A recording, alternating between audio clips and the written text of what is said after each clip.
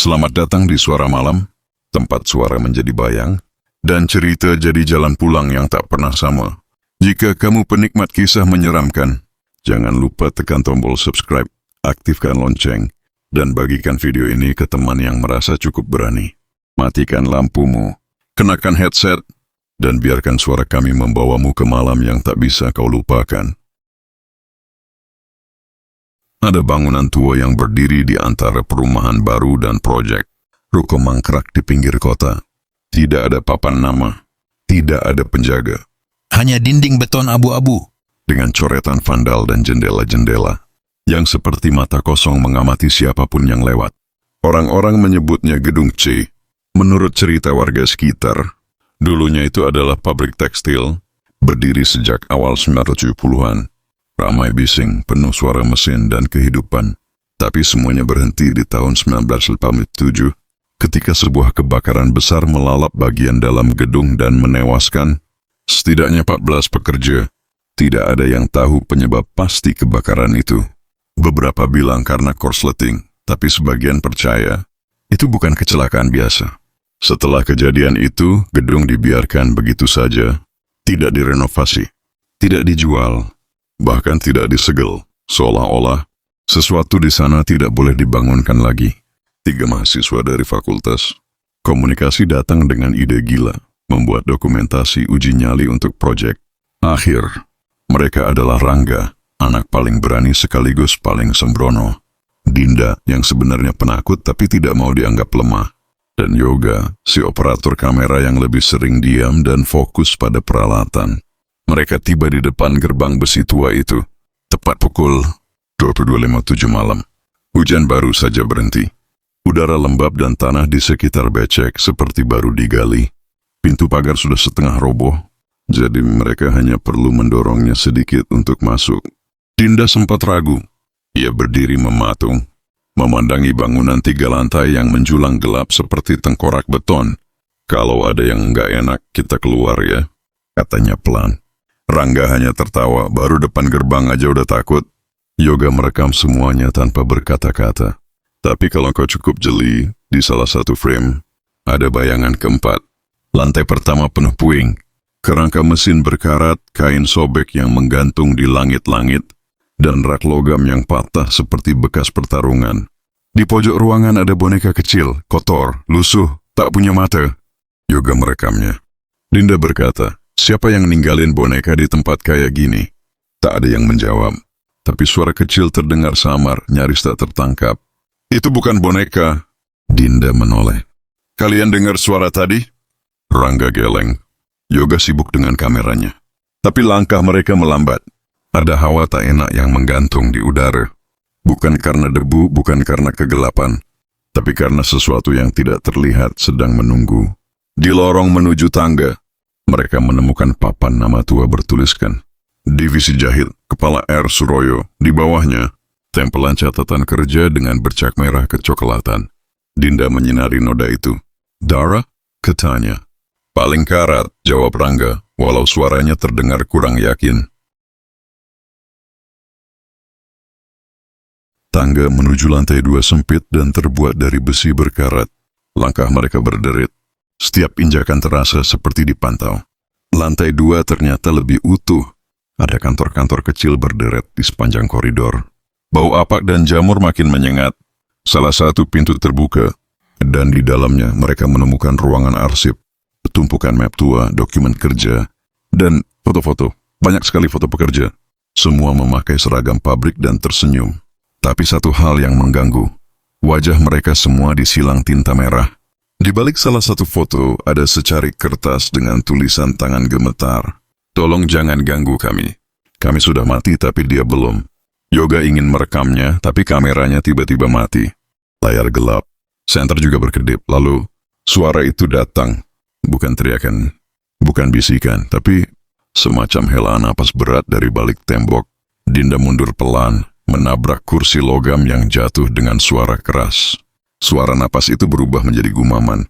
Tak jelas, seperti doa dalam bahasa yang tak mereka kenali. Tapi satu kata terdengar jelas. Kembali.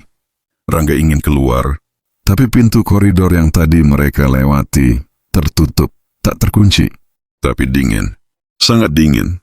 Terlalu dingin untuk logika bangunan yang sudah ditinggalkan puluhan tahun. Lalu, suara langkah mulai terdengar dari bawah. Langkah pelan, berat, seolah menyeret sesuatu. Rangga meraih gagang pintu. Dinda bersembunyi di balik lemari arsip. Yoga terus menyalakan ulang kameranya. Langkah itu berhenti di depan pintu, hening. Kemudian satu ketukan. Diikuti oleh suara perempuan berbisik. Kalian tidak seharusnya di sini. Lampu senter menyala lagi. Tapi tak ada siapa-siapa. Lorong kosong. Tapi di dinding luar ruangan sekarang ada goresan baru. 3 garis sejajar seperti dicakar. Dan di akhir lorong bayangan hitam berjalan ke arah mereka. Wajah perempuan itu, sebagian hangus, kulitnya seperti lilin meleleh. Matanya tak bergerak namun menatap lurus ke kamera Yoga. Dalam detik itu, waktu seperti berhenti. Tak ada yang bisa bersuara. Tak ada yang bisa bernapas. Tapi jelas, mereka bertiga melihatnya. Yoga menjatuhkan kameranya. Dinda mulai menangis pelan, menutup mulutnya agar tak bersuara. Rangga mencoba tetap rasional. Kita harus keluar, sekarang. Tapi ketika mereka berbalik menuju tangga, jalur itu tak lagi ada. Dinding tua yang tadi mereka lalui kini berubah. Seolah bagian dari bangunan ini hidup dan mengganti bentuknya. Jalan keluar tertutup, dan hanya ada satu arah yang tersisa. Tangga menuju lantai 3. Mereka tahu cerita dari warga sekitar. Lantai 3 tidak pernah direnovasi setelah kebakaran. Tidak pernah disentuh. Bahkan pemadam kebakaran pun berhenti di lantai 2 waktu kejadian. Ada suara-suara aneh. Ada jeritan. Dan pintu menuju lantai itu selalu terkunci. Tapi malam ini, pintu itu terbuka sendiri, perlahan, dengan suara berderit seperti desahan seseorang yang sekarat. Tangga ke lantai 3 terasa lebih dingin, jauh lebih dingin dari udara malam. Nafas mereka berubah jadi uap. Langkah kaki bergema seperti di ruangan kosong besar. Tapi mereka tahu, gedung ini tidak sebesar itu. Lantai 3, gelap total. Hanya dinding hangus dan langit-langit penuh arang. Namun di tengah ruangan, ada meja kayu panjang, dikelilingi bangku logam, seperti ruang briefing. Dan di atas meja ada manekin. Manekin itu mengenakan seragam pekerja, lengkap dengan name tag Sumiarti. Tapi yang membuat mereka kaku adalah, kepala manekin itu digantikan topeng wajah manusia yang sudah menghitam. Dinda menangis. Itu bukan topeng. Yoga mengarahkan senternya. Dan tiba-tiba, topeng itu membuka mata. Manekin itu hidup. Kepalanya bergerak, pelan, memutar, menatap mereka satu persatu. Lalu, mulai berbicara tanpa suara. Seperti sedang membaca mantra atau mungkin mengutuk. Rangga berteriak dan melemparkan benda ke arah manekin. Tapi itu justru membuat seluruh ruangan bergema dengan jeritan. Jeritan pekerja. Jeritan terbakar. Jeritan yang tak berasal dari dunia ini. Dinding-dinding mulai berdarah. Tangga di belakang mereka hilang. Gedung itu telah menelan mereka. Jam menunjukkan 1:37 dini hari. Tapi waktu tak terasa normal. Yoga, yang paling pendiam, mulai berbicara aneh. Dia bilang aku bisa keluar kalau salah satu dari kita tinggal di sini. Rangga menggeleng. Jangan dengarkan suara itu. Itu bukan kamu. Tapi Yoga menatap mereka dan tersenyum. Dari balik dinding, terdengar langkah kaki banyak, seolah semua pekerja yang mati bangkit kembali. Mereka tak terlihat, tapi kehadiran mereka nyata. Lantai bergetar, lampu senter padam, dan ketika menyala lagi, Dinda sudah tak ada. Rangga memanggil namanya berulang kali. Tak ada jawaban, hanya suara di radio tua di sudut ruangan. Dia memilih bertahan. Sekarang giliranmu. Rangga berlari mencari jalan keluar, menabrak dinding, membuka pintu-pintu yang tak mengarah kemanapun. Tapi semua berubah, seperti labirin. Sampai akhirnya, ia tiba di ruang kontrol. Di dalamnya ada satu layar CCTV yang masih menyala. Tayangan di layar itu menunjukkan dia sendiri, berdiri di lantai 1. Tapi ia jelas masih di lantai 3. Lalu layar berubah, menampilkan Dinda terikat di kursi dengan tubuh kaku dan matanya sudah putih semua. Rangga berteriak, tapi suara lain lebih keras. Satu untuk ditahan, satu untuk dilepas, satu untuk menjadi kami. Dan dari bayang-bayang ruangan itu, sosok perempuan terbakar muncul. Bukan hanya setengah wajah, kini seluruh tubuhnya seperti arang hidup.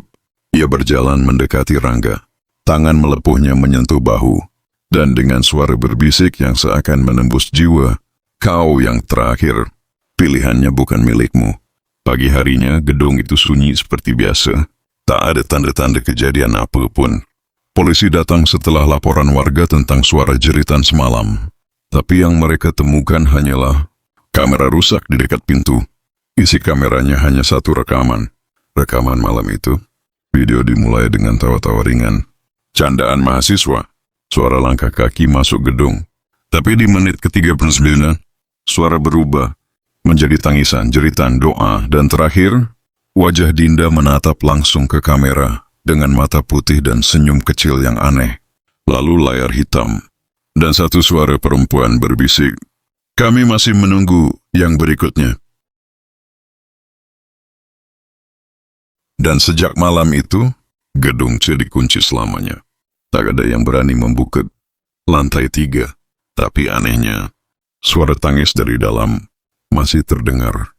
Kadang disertai bisikan perempuan, menyebut satu nama, berulang kali, "Sumiarti, Sumiarti, Sumiarti." Kalau kamu yang ada di sana, disuruh uji nyali di lantai 3, kamu berani? Tulis di kolom komentar, apakah kamu akan naik ke lantai 3? Atau langsung lari keluar? Jangan lupa like kalau kamu suka ceritanya. Dan subscribe agar kamu nggak ketinggalan suara-suara dari malam berikutnya. Karena di suara malam, cerita tak hanya didengar, tapi menghantuimu selamanya.